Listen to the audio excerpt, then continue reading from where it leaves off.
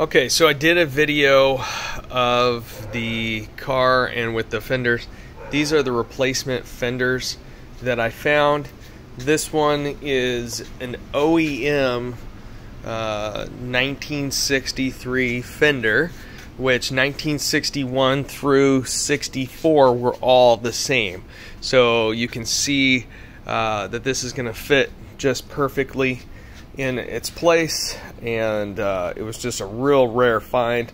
Guy named Dan has some Lincoln parts and had this sitting on a shelf.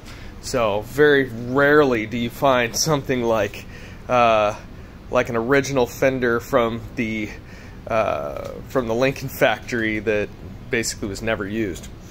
You'll notice there isn't a hole for the antenna.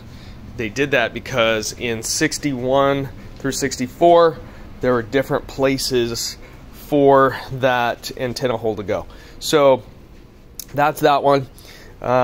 If you remember, I have this Fender. You can tell this has been hit pretty badly. Was crinkled up.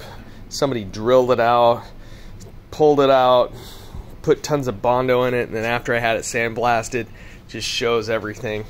You can see right here, same thing, all sorts of little dent and just not perfect like we want in the end. So what did we find?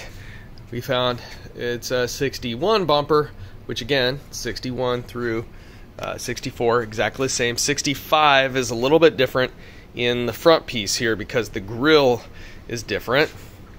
So it may not look great, but it actually is a great bumper, and you can see a little bit of surface rust, but nothing that went all the way through. No Bondo in it, and it's a great bumper. Sorry, bumper, Fender.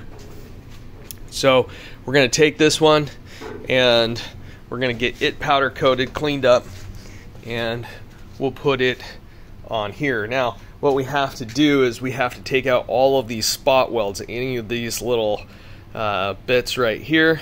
We're gonna slowly drill out every single one of them.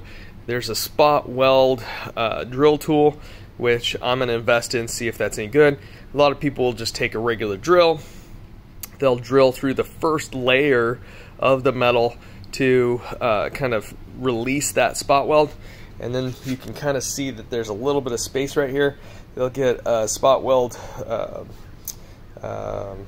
little tool that separates it, and it'll slowly separate. And basically we're going to prepare this thing for surgery and slowly remove this whole fender.